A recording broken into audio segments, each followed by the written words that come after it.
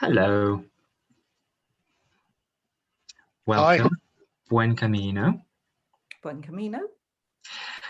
Welcome to the fifth and penultimate Practical Pilgrim webinar hosted by Camino Pilgrim at the Confraternity of St James, UK. As ever, I'm Freddie, CSJ General Manager and your host for the next hour or so. If you haven't attended one of our webinars before, very welcome. If you have any questions at any point throughout this evening that you would like to put to our Pilgrim experts, please do so via the Q&A button in your Zoom dashboard.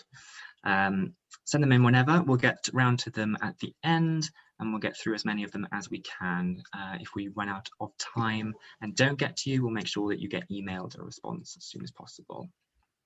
So this time we're talking about kit, what to take with you. As with every part of pilgrimage, it is of course ultimately down to you what you end up packing or not packing, or carrying or not carrying, or having carried for you. But here to impart their advice and wisdom are Sue Sargeant and Toni Cain, two experts who have walked many, many Camino routes and other long distance walking routes between them, including the Caminos Frances, Portuguese, Ingles, as well as several routes in England and Scotland. A bit like the Oscars, our speakers are joining us from different ends of the country tonight. Sue from her home in Kent and Toni from Yorkshire, but I'm sure things will run seamlessly. Sue and Toni have kindly put together a handout for you to refer to and or annotate this evening, which you should have received from me by email this afternoon / this evening, depending on when you registered. If you didn't, perhaps let me know through the Q&A and I will email it to you now as the webinar gets started. But without further ado, Sue, Toni, welcome, over to you. Okay, good evening, everybody. Before I go into the details about who I am and what we're doing, if at any point in the talk there's a problem with the sound, as I can't actually see the messages or the participants, if you can send a message to Freddie, then he'll rejoin and we'll be able to sort that out. But I'm anticipating everything being fine. So on to the how to pack a rucksack and what you need to put in it. So very briefly, as Freddie has indicated, I've got many years of carrying a rucksack. I was in the Royal Marines a lifetime ago. And when I left the Royal Marines, I carried on mountaineering and walking. So I've been carrying a rucksack for about 50 years. So I've got not the same rucksack, I might add, but lots of rucksacks. And I'll just let Sue introduce herself. Hi, I'm Sue. I've walked the Camino Frances and the Portuguese route, and I've had many years of walking in Scotland, England, France, Portugal, America. I don't generally carry a rucksack, only as a pilgrim. So yeah, so that's all I can impart is my knowledge as a pilgrim when carrying a rucksack and what to pack. Okay, thanks for that, Sue. Well, the first thing I thought I'd mention was, and I've covered this in the handout, is choosing a rucksack. Now, I can't tell you which rucksack to buy. That would be foolish because everyone has an own personal choice, whether it's color, size, whatever. But it is very important that you speak to friends, other people you know who've got a rucksack, try them on, go to a shop.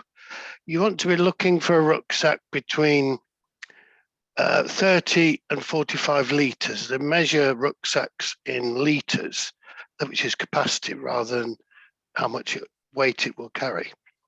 And my rucksack that you'll see in a minute is 36 litres. I believe Sue's is 33. 30, right.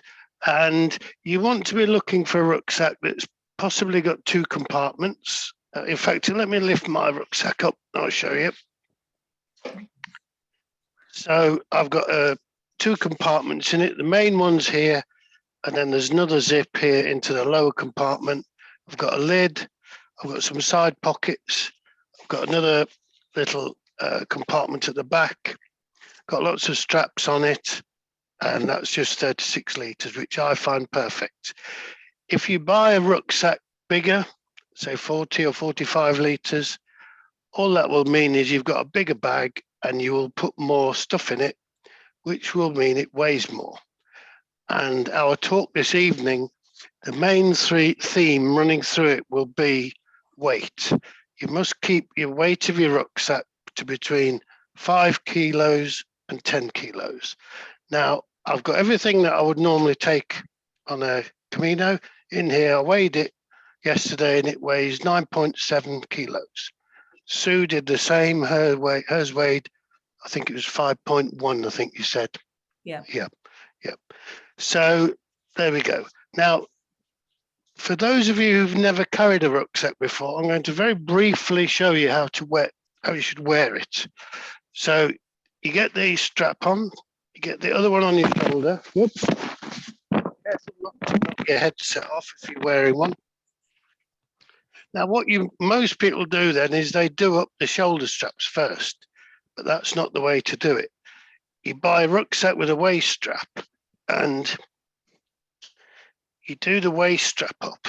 So now the weight of the rucksack is held on my hips. And then I just tighten up the shoulders.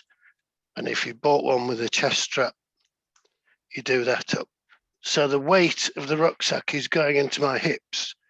If you just tighten up the shoulder straps first, that means you're carrying the whole of the weight on your shoulders. And towards the end of the day, that will start to ache. And you do that for a week or two and it becomes tiresome. So that's the way to do it. Do your waist strap up first. So let's go through what I've got in my rucksack.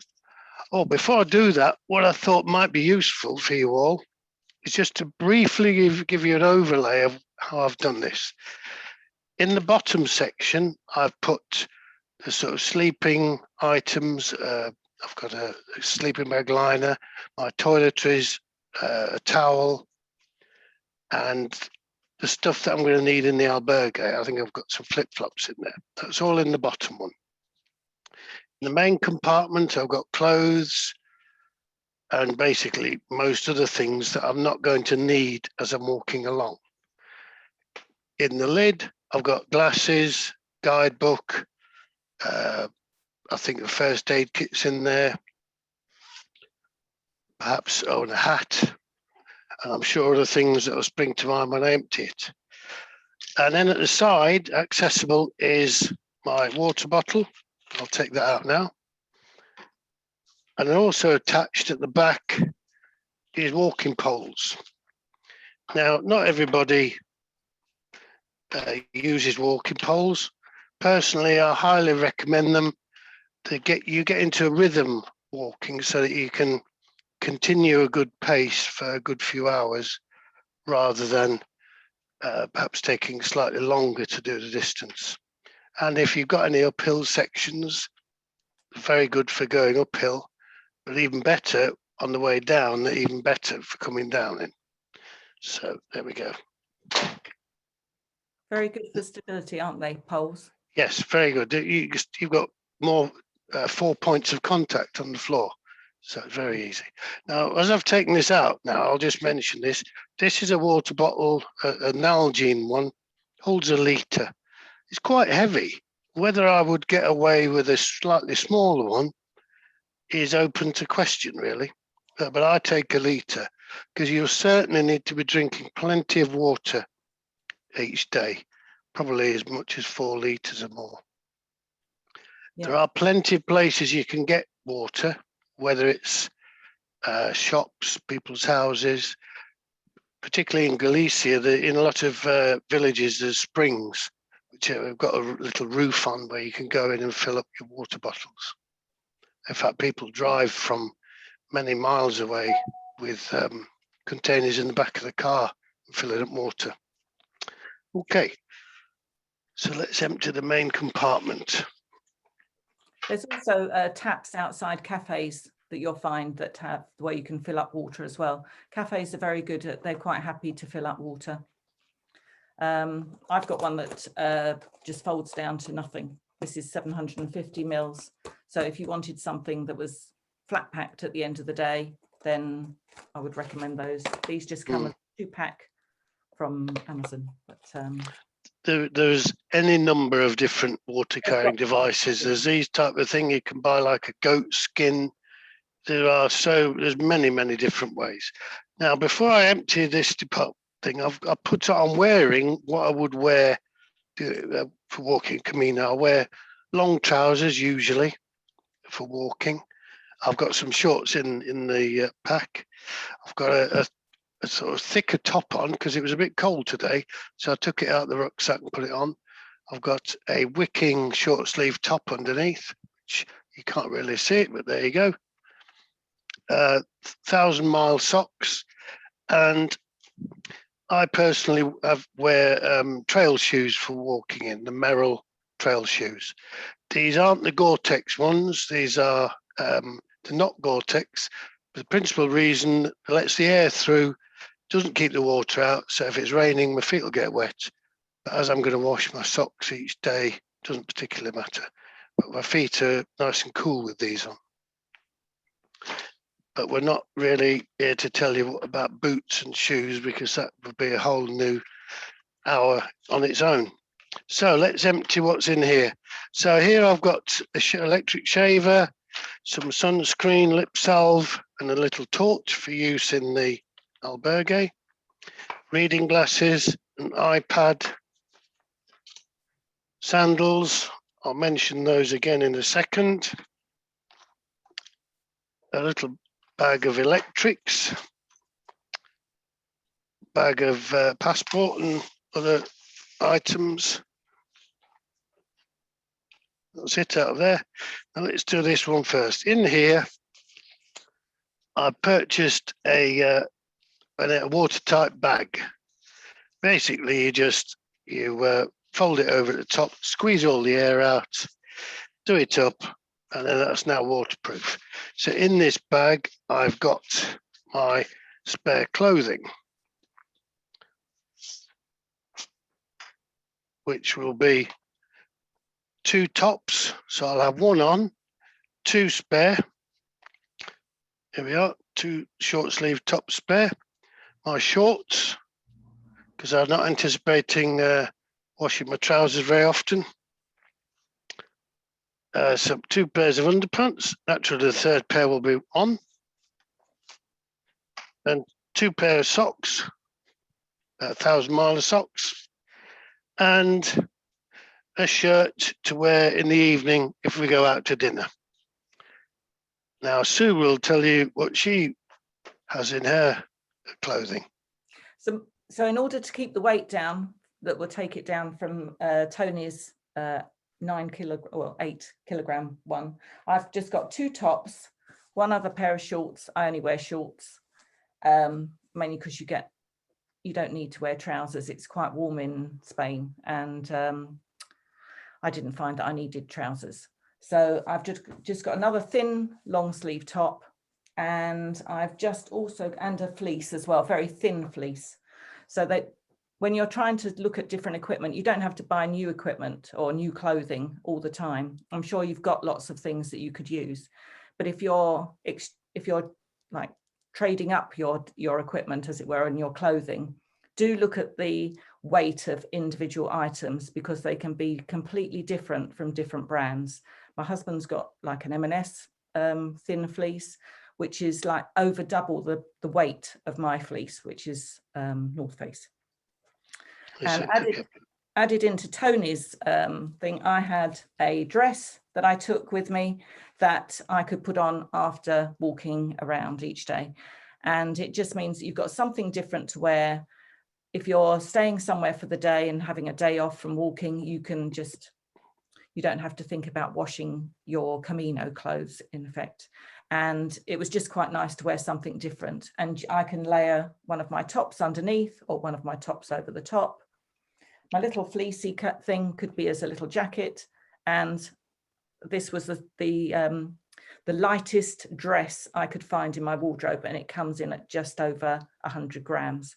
So it was lighter than another top or something else. So that for me was a great thing to have, but it's not that's not essential, it's just a nice alternative to have, that rather than just shorts and a t-shirt. Okay, thanks for that, Sue. Now, the other item I've got in there is a pair of sandals. Now, these are quite a robust sandals. When I did my short Camino, the Inglese, I took some Crocs, which I wore in the evening. But although they were quite light, they're quite bulky. They took up quite a lot of room in the rucksack. What I wanted was something that would double up in case my trail shoes packed up, and I'd have something to wear as an emergency footwear. So that's why I've got these sandals.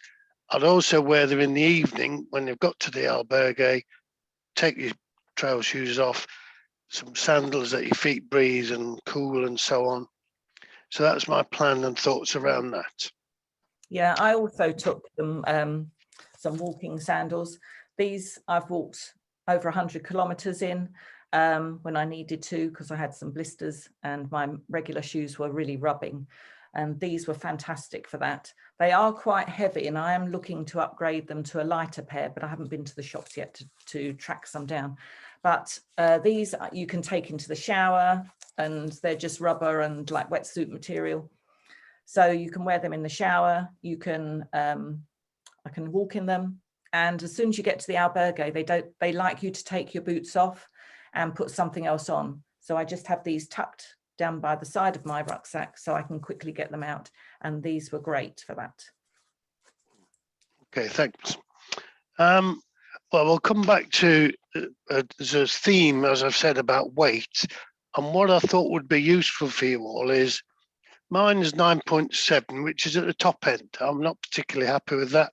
So rather than sort of sift through it myself, I thought I would wait until I was doing the talk with you and just do a quick scan through, see what I could possibly take out or whatever. I'll put that in a bag, weigh it at the end and see what I've managed to reduce it by. Okay, so as I said there, my shaver is there. Reading glasses. Do I need reading glasses? Probably, just makes it a bit easier in the evening, but that might be a question mark about that, whether I need that. In here, I've got passport and the Compostela, and if you've got airline tickets, you'd put that in there. This is really just a children's pencil case, but it's a nice, handy sort of a container that if you go into the shower or something, you can take that with you, so you're keeping your important documents with you. I think Sue uses a bum bag, I think. Yeah. So I've got a bum bag that I use, and this bit inside here is just waterproof.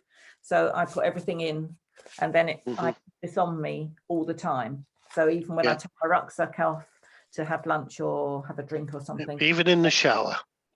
Then well, it goes in my other bag in the shower, but yes. it just is on me. I don't, you know, it's not bulky at all, and I tend to put my purse in there as well with my credit card or money, so it's all there ready to use and available and doesn't get lost, because that's the other thing. Now, what else have I taken out? iPad. I'll come back to that when I'm talking about weight. I'm sure we all know what an iPad is. I really put that in there because when I went on my short Camino, I took a book, great big book. Didn't read it very often. And I thought that's quite bulky and heavy. I thought if I'm doing a long Camino, it might be nice to read in the evening. So I'll put the Kindle app on the iPad. My thoughts are to use that, but I might question that later. I've got a little bag here of some adapters and other various electrical things. Put that there. What shall I do next? Let's do the bottom one. Just as a comparison for people who might be thinking about either a Kindle or an iPad, I've got a Kindle which I did take with me on my last Camino, and I think I read it twice. That's 280 grams. And so if you're trying to cut down on weight, that might be something that I would ditch in the future, depending on the weight of my rucksack. So do think about these things. You know, when I'm holding it now, it doesn't feel that heavy, but added into everything else, you could sort of like, you know, maybe get rid of it. Although having said that, I did download the guidebooks onto this. So maybe that you could think of that instead of taking the actual physical guidebook with you, just put it all on here. It just depends on your own personal preference for keeping a check on looking on a screen all the time to see where you're going and where you're going to stay and stuff like that. So that's just an option to think about. Okay, so what I've done now is I've emptied the bottom compartment. Now in there, I've got a set of waterproofs. Now these are the traditional sort of waterproofs that we'd wear in England. Waterproof trousers, waterproof jacket. Work great. What you will see in Spain when you're doing a Camino is, I would say, well over half, 3/4 of people are using a poncho. Now I recently bought a poncho, comes in a little bag here. Weight wise, I don't think there's much in it. There's certainly maybe a few grams on the water on this. Not as bulky, granted, so it's not taking up so much room. But I would imagine that if you were there if you're going in when it's hot, then a poncho is probably going to be better because you've got the air around your legs and body, and you're keeping most of the water off. If you were going in the spring or late autumn when it's colder, you might want to consider taking the waterproof trousers as well, just to keep the water off your lower half. But again, that's just a difficult call, really. What you more comfortable with? Any thoughts to add on that, Sue? Yeah, I was just going to say the poncho is pretty good when it's actually teeming down with rain. When we for the last 2 days walking the Portuguese route, we were walking into Galicia and the heavens opened, and it was like that for two days solid. I did have waterproof trousers on at that time, but the poncho was great because you could put it straight over your head. It'd go over your backpack. You didn't have to worry about getting your backpack cover out and putting that on, and then your jacket and everything else. So it was so much easier just having a poncho that you can just throw over you and knowing that everything was dry. So I would recommend them.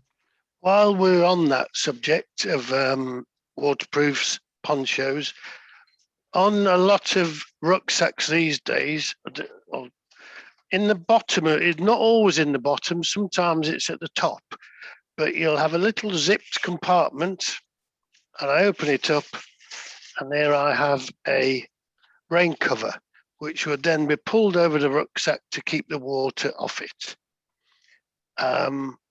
So when you're picking and choosing a rucksack, it might be advisable to look for that, because you will need to purchase some waterproof bags. Here's a smaller one here. What I have in there is a sleeping bag liner, quite small, light. I think this one costs about £17. It's a Swedish one, quite wide. It's got a compartment for the pillow. I didn't want one that was just a few centimeters bigger than me, because then you get wrapped up in it, and I don't like that at all. This one's quite wide. Now, I think as I put in the handout, you're basically going to come down to a choice between a sleeping bag liner or a sleeping bag. Now, in this quite large bag is a very, very, very light sleeping bag. It's a Spanish one, costs a lot of money, probably a couple £100. And it does fit in the bottom of my rucksack with a few of the other things, but it's bulky. And to be truthful with you, I was too hot with that on. I didn't really need it over me. So that's why I'm opting for a sleeping bag liner this time. If it's cold at night, you probably will need another covering. Albergues do offer blankets, but if in desperation, you're probably just going to have to put as many clothes on as you can, and then get to the next albergue and get in the pub. Right. Yeah. I've only ever used a silk liner. This one's a Rab one, and that's been fine. The only time I think we were staying at one place in the Pyrenees in an albergue, and they didn't have any blankets left, and so I just put on all my clothes and slept in them. So that's just what you have to do really. But most places do have blankets. So, you know, don't feel pressurized into taking a great big thick sleeping bag. If you're going in the summertime or September, it's really warm in the evenings, which is nice. So, you know, a blanket that they give you just to pull over onto your silk liner or whatever you've got, then that should be fine. Okay, so what else did I take out the bottom compartment? I'll use an inhaler once a day. I've got that. There'll be enough for the period of the Camino. Obviously, if you are taking medication, make sure you've got enough to last you the whole of the trip. I've also got here a little towel. You buy these trekking towels that they're quite small, but they absorb a lot of water and they don't take up a lot of room. They're quite good. I've got a little airline bag here of lots of small toiletry items. Now, I'm not going to empty that because we happen to have with us this evening the world's expert on toiletries for the Camino. So I'm now going to hand you over to Sue, I'm going to give you no more than 60 seconds to talk about toiletries.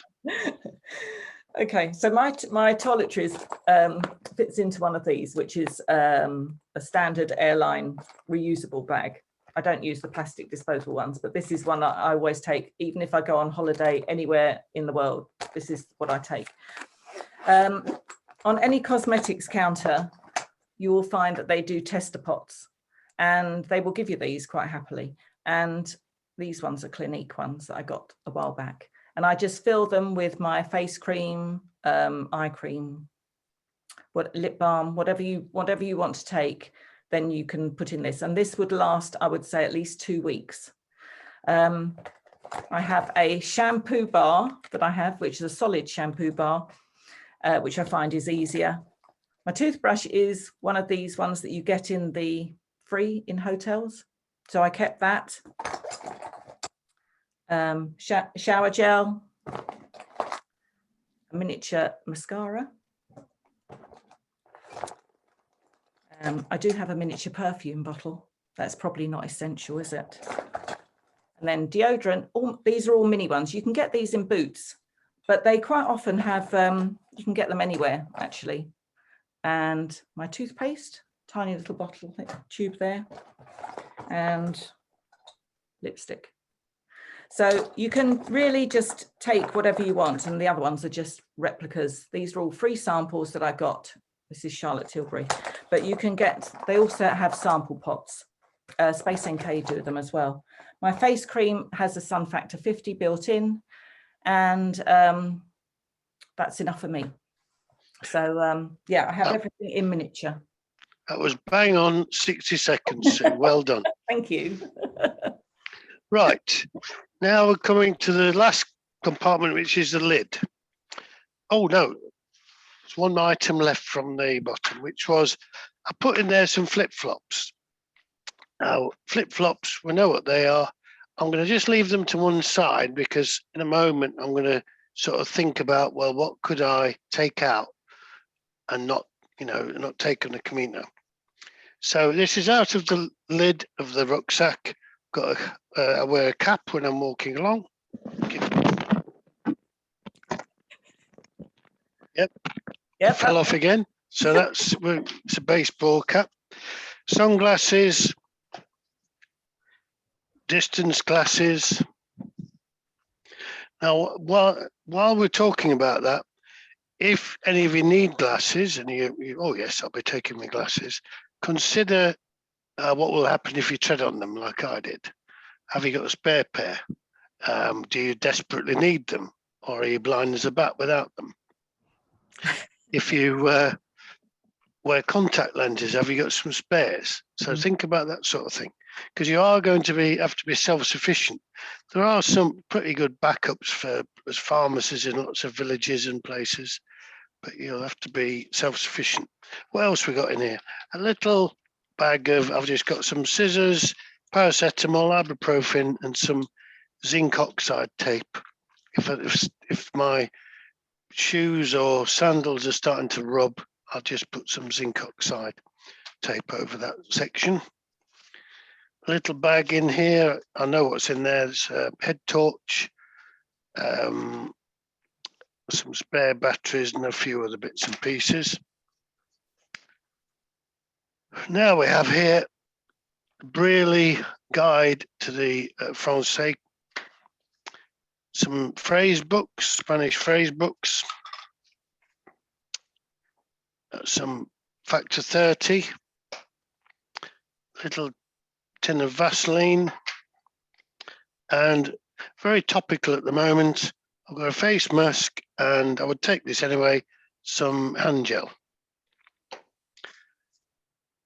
Right, that is the contents of my rucksack. Have you got anything to add to this from that you would have in your lid accessible?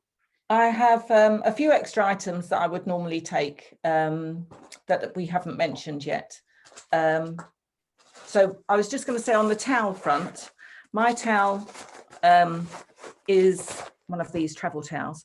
Now I did sew a ribbon onto these, because when you go into the showers of albergues, you might get a hook, and that's no good if you haven't got anything to hook it onto. So I did put that on, and that was pretty useful actually. And going along on that, you can also get, I would recommend a little tiny bag, a fold-up bag, that then you can use not only to put all your dry clothes in for your when you go for a shower, but obviously it's handy for if you want to do any shopping, for food or anything, but it's just a generally useful item for around about when you're in an albergue, because you'll be taking dry stuff and then washing your clothes, and you need to sort of like make sure not everything ends up sopping wet. I'll just jump in there, Sue, for a second. Yeah. We mentioned washing. Yeah. In the back pocket of the rucksack I have a mesh bag, some travel wash liquid, so a line, pegs, and some nappy pins. Basically, what I do, as soon as I finish walking, get to the albergue, I'd wash my top, underpants, and socks. Wash them in straight away, hang them up. The following morning, I'll be putting on fresh clothing. The stuff I washed last night probably won't be dry. That would go into this mesh bag. Have you got one of these, Sue, or have you lost yours? I have got one, but I can't lost it. Put my finger on it at the moment. Yes, so that's in there with all the bits and pieces, because occasionally you get to an albergue, they've got a line outside, so you can hang your things up there. If you're a bit desperate, you've got nappy pins where you could hang them up. So when you get to the albergue, the first thing I will be doing is washing what, as I've said, but I'd also be hanging the stuff up from the day before, because that probably isn't dry yet. So there'll be then 2 lots drying, 1 on, but hopefully the following morning, the bit that was washed yesterday will now be dry, ready to put on that evening. And you just keep going like that. I quite often used to attach slightly damp t-shirts and stuff, just pin them on the back of my rucksack to let them flap in the wind. I think my Royal Marine training stopped me doing that, looking like a Boy Scout. Okay, now so, then, I think I've got items, Tony, that I haven't. Oh, sorry, more items. Carry on. So I have got a washing line here, which is on elasticated, and of course it is, yes. And so you can, if there's no spare space on the washing line in the albergue, you can attach this and then just twist up, open these little sections up, and you can push in your material of your items, and that holds in place. That was really handy actually in a lot of places. And my mini first aid kit, I know that you went on to things that you have. I would recommend just a small bottle of iodine for any blisters you might have. It just dries them right out. And I've just got regular plasters and a sewing kit. In case you need to do some sewing whilst you're on your Camino. Right. On the techie side, I have got a travel plug, which is a worldwide travel plug and has 4 USB ports in it that you'll need to charge your phones. And if you're taking any other technical equipment like Kindle or your watch or anything else. So that is really handy to have. A lot of these, like Toni was saying, the book and the Kindle or the iPad, you could download things onto your phone if you wanted to. There's millions of apps on covering different aspects of Camino life, with all the routes on and everything. So if you really wanted to scale everything down, then you can do. And similarly, Toni's got a phrase book, Spanish phrase book.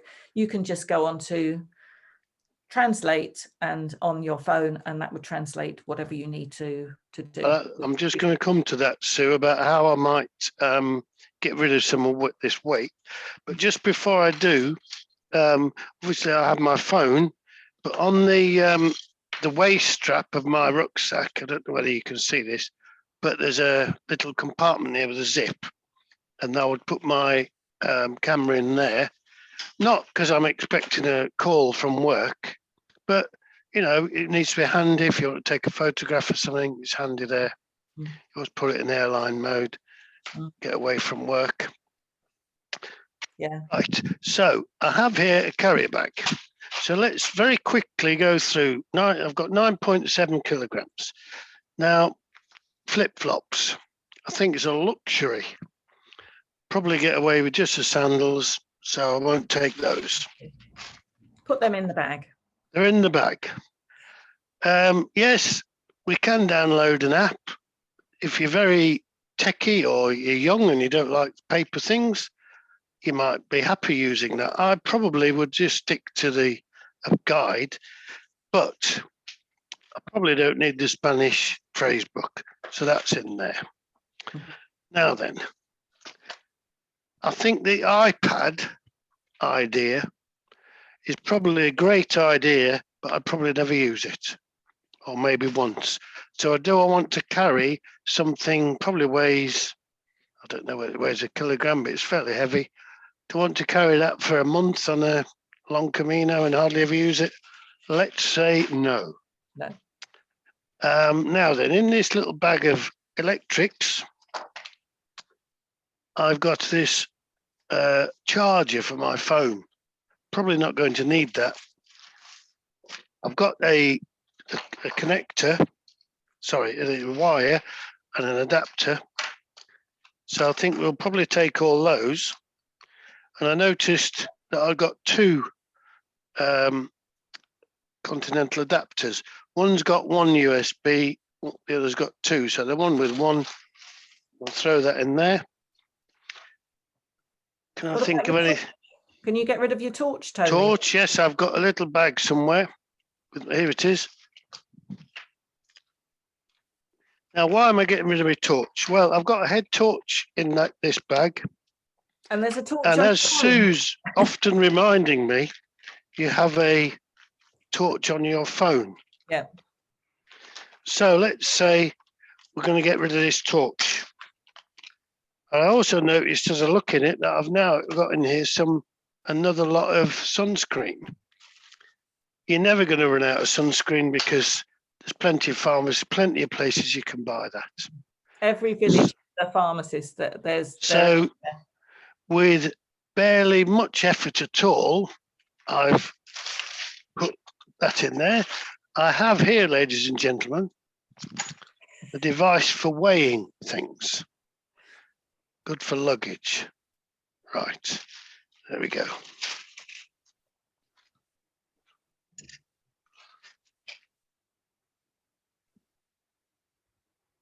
What have you got? There we go. 1.2 kilos. Well so done. now I've just reduced the weight of my rucksack from 9.7 to 8.5 with not much effort. I'm going to be without an iPad. Just have another bottle of beer. What else have I done without a phrase book? Well, I'm doing a thing on my phone at the moment on Spanish, so I'll just have to. You'll be fluent by yes, I'll be fluent by next week. Yes, flip-flops. So I haven't really made my Camino too arduous at all, really. If I really wanted to get rid of more, well, I was considering binning my electric shaver, which I always use, and taking some wet razors. Possibly, you know, and then you think, well, is a litre of water too much? Should I get a smaller bottle? And that's the way you'll be thinking. You'll be thinking down to everything that you're carrying, because you will be carrying it, nobody else. Yeah. And that's the way you'll be doing it. And if you find that there's something that you desperately need that you haven't got, there's loads of shops along the way that you can buy. If you need another t-shirt, if you need some more shorts, if you need some more socks, if you need paracetamol or ibuprofen or sunscreen, there's everything that you can buy on the way. And the pharmacists in Spain are fantastic, absolutely fantastic. And they're used to treating people as well. So if you have blisters on your feet that are really bad and your Compede aren't working because they're just too small, they'll look at your feet and they'll dress them surgically. You know, they're very, very good. So anything you don't have, you can buy. Well, I think what we'll do now is we'll hand you back to Freddie, who will start taking the questions, and we'll be here possibly to answer them. Thank you very much, both of you. Very informative, and yes, as we've said a couple of times already, it's a very personal thing what you take with you, but hopefully we've taken some handy tips and useful advice. Even if you've done Caminos before, it's always interesting to hear how other people do it, because everybody does it slightly differently, and that's all fine. We do have quite a few questions actually, so we'll race through as many of them as we can. Sally did ask initially sort of what time of year this advice was kind of applicable to. She's planning a Camino in either May or September. I have replied and I sort of said that you guys have walked in May and September, and I thought this advice was sort of appropriate for that time. But would there be a difference, like for a sleeping bag, for example? Would you take a sleeping bag maybe in May but then a liner in September? Like, how much does it change? I think well, I thought I'll just chuck my bit in, because I think Sue will have more information. I think the little bit of additional information would be which Camino are they doing, because if you're doing a one north to south one, the weather might be slightly different than if you're doing a mountainous one. And where were they planning on which accommodation were they planning on using? Yeah, okay. I think there are lots of variable bits, and even the weather, you know, is inconsistent these days, and you know, it's good to be prepared. But I think historically, I don't know about you guys, but the summer months, certainly you could get away with a liner plus a blanket. Sorry, I was just going to say, I did the Portuguese route in March, and I only had a silk liner, and it was absolutely boiling in Portugal. So I had other layers that I'd taken with me, thinking it would be cold, and I mean it was cold at first thing in the morning. So before the sun rises, it was quite chilly then, and as soon as the sun goes down, it gets quite chilly. So I would probably, if I was going to walk again in March, I would say rather than sort of swap out my waterproof jacket to maybe a thin puffy jacket. Or a gilet. A gilet or something like that, just another little layer that you can add on. But I only had a silk liner in March. But as regards sleeping, Freddie, I think it's a tough one really, because whatever you say, let's say we said take a sleeping bag liner. Oh, it's great half the time, but the other half, it's not. You know, there's no. I guess the point is that what you were saying earlier, you can, you know, if you need to adapt, if you need to change stuff, if you need to buy something extra because it's unseasonably cold, or if you need to ditch it because it's unseasonably hot, you have that option. You're walking through a first world country, so yeah, there is a bit of that to check out the long range weather forecast is a good thing before you go. But I think it was just one day. We walked the Française route in September, and there was only once when we were up in the Pyrenees and Roncesvalles that was freezing, and there was no blankets. So that's when I wore all of my clothes. But that was just the one night. You know, apart from that, I only had a silk liner and a blanket, so that was fine. Well, I did the Inglese in September with that sleeping bag, and I was too hot. I would have been better off with a sleeping bag liner. So it's a tough one to give a right or wrong. Yeah, along similar lines, Barbara has said, it's more of a comment really, that she's heard that due to COVID, albergues may not be offering blankets. Obviously, I guess we don't know if that will be placed everywhere, if that will be a policy thing, or how long that will be the case. I guess, in reference to normal times, then blankets can be quite helpful. But yeah, as for the moment, who knows? I mean, yeah. That's an interesting one. Confirmed at the moment, but no, but that's an interesting thought, because that would certainly add a dimension to what I've been saying. Because if they're not going to be offering blankets, then you would possibly need to be carrying something. Yeah. Next one, Freddie. Moving swiftly on. Are walking poles generally allowed on flights? Says Ash. Asks Ash. They are in the hole, but not in the carry-on. No, you just. That's right. They will take them off you if you try and take them on with you. But yeah, just put them in the holes and it should be fine. Or you can pick them up when you're there as well. Yeah.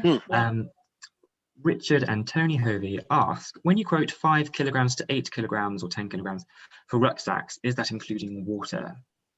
Yes, my weight that I weighed included the water deliberately, because there's no point in weighing your rucksack before you fill your water up, or you're only kidding yourself. Oh, look, it's only 7. Oh, great. Then you fill your water bottle up and put that in. Yes, so it does count, I'm afraid. Yes. What were the make of the sandals you chose? Well, mine are North Face. Mine are Teva, but I'll be honest and say I haven't worn mine yet. They were very comfortable in the shop. Famous last words. Yes, so mine are North Face, and they just.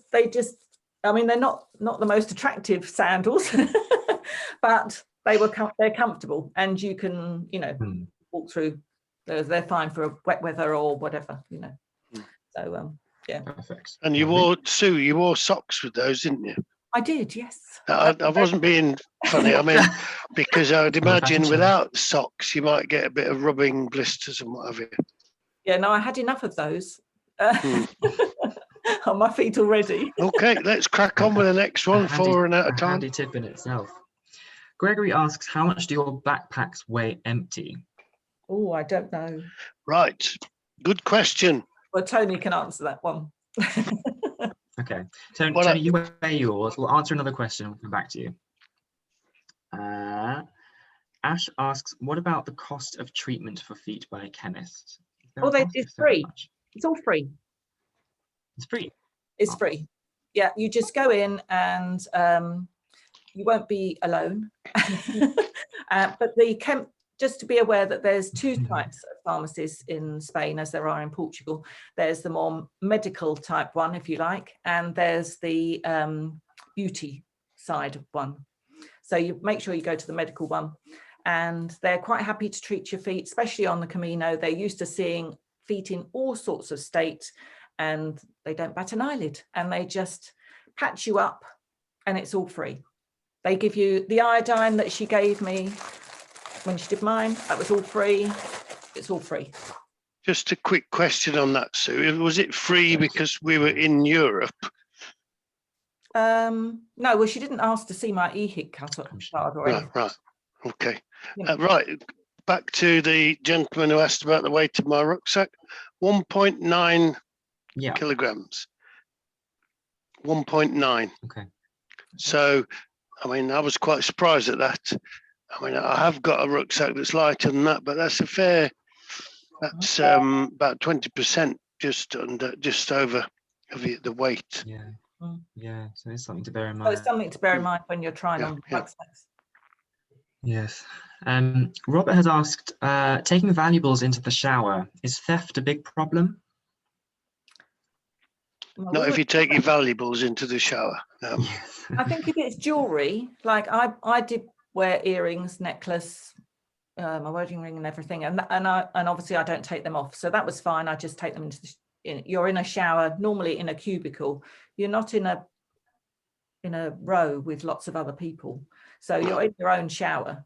So I didn't take jewelry off, so that's what I haven't heard on my short experiences over there. I didn't come across people saying, "Oh, I've been robbed." But personally, I like to be very careful and not be the one to be the victim. Yeah. So that's why I do that.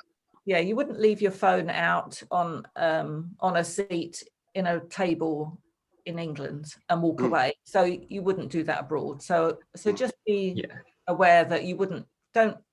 It's like anywhere else. Temptation. Yeah. Yeah. Okay. Thank you.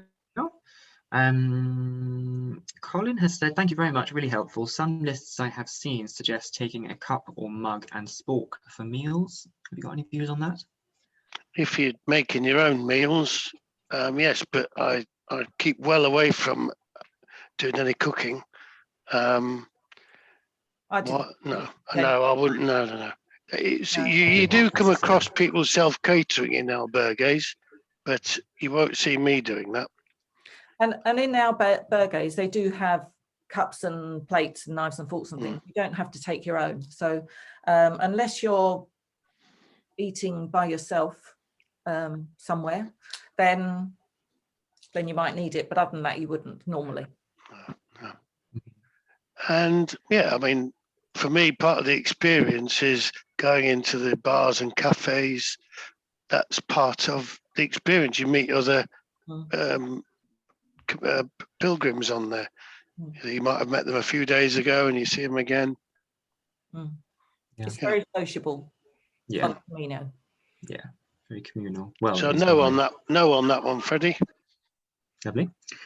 Pete says he's intrigued with the poncho rather than Gore-Tex. He says he's an ex-pogo and used to poncho heavy and green. What strong lightweight one do you have? Oh, poncho. Poncho, mine's.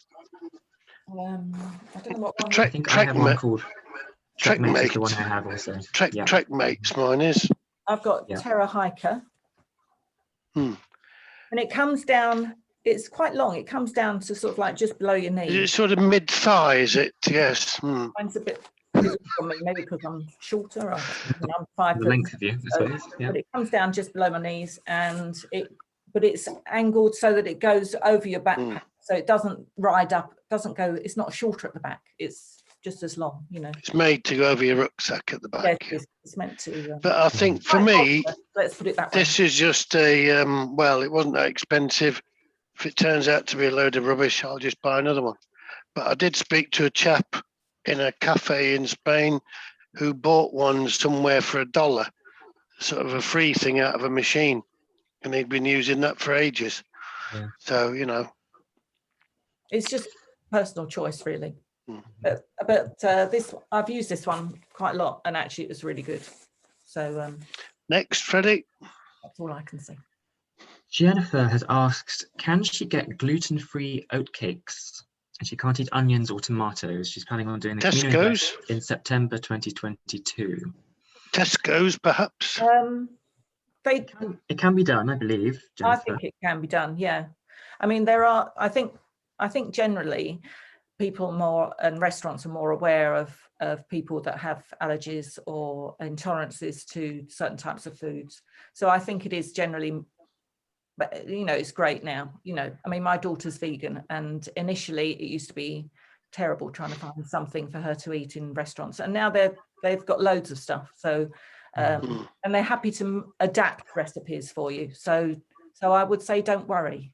Yeah, Jennifer, what I might do, we actually have someone here tonight who's a celiac, and she has walked the Camino Inglés. So I might I'll email you and see if we can put you in touch.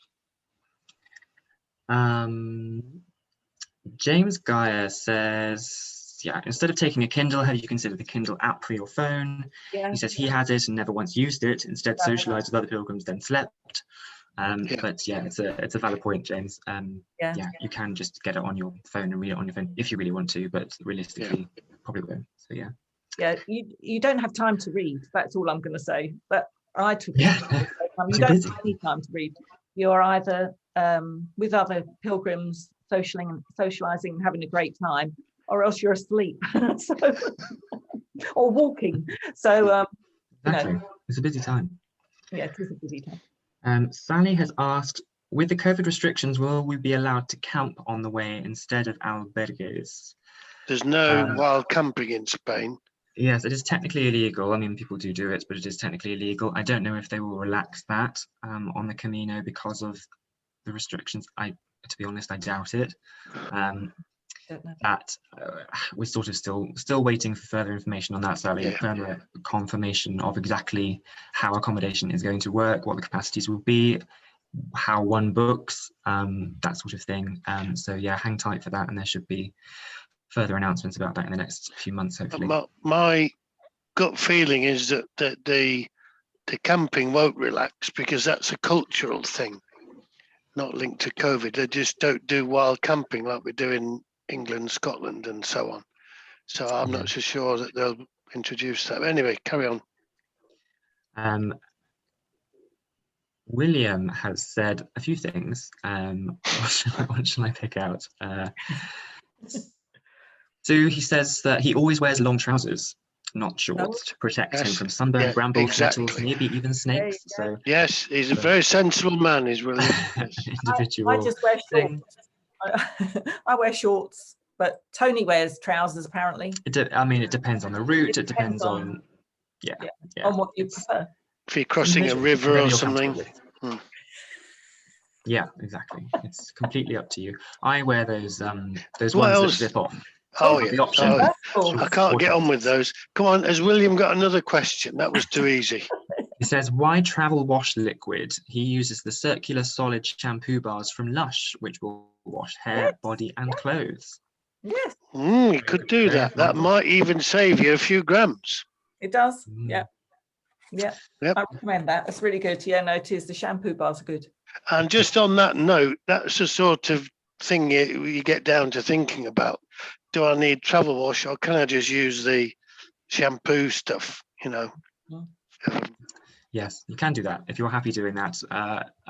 We know William, and we know that his technique is to, I think, trample.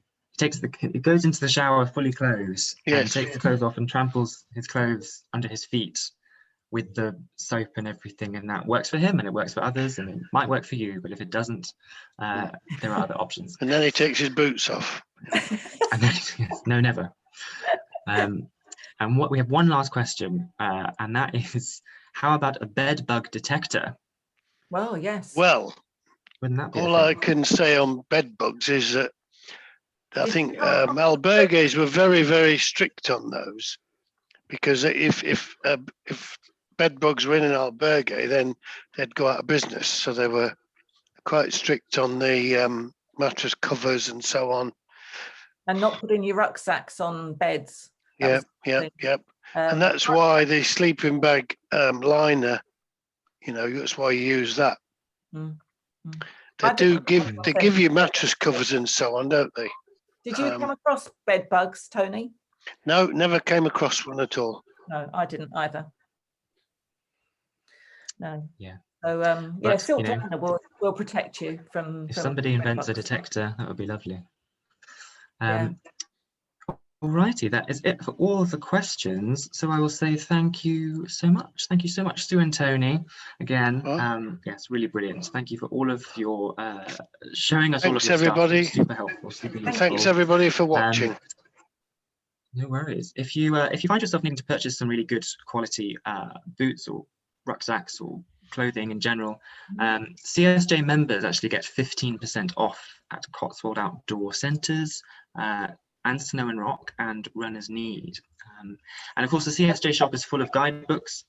We also have buffs, and of course, the all-important Pilgrim Passport. There's a buff, so we're showing there. Oh, yes. Now that... Here we have, yes. And we've got my buff, yes. Sun factor 50, so it takes the sun off your neck. They're brilliant. Brilliant. super Yeah, useful. they are good. So that concludes today's webinar. We have just one left, and it's happening this Saturday at 10 o'clock in the morning UK time. Sorry, America. This last one is all about COVID and the Camino. Martin Bryce, a volunteer of both the CSJ and the Santiago Pilgrim Office itself, will be relating his experiences of walking on the Camino Frances in the autumn of 2020.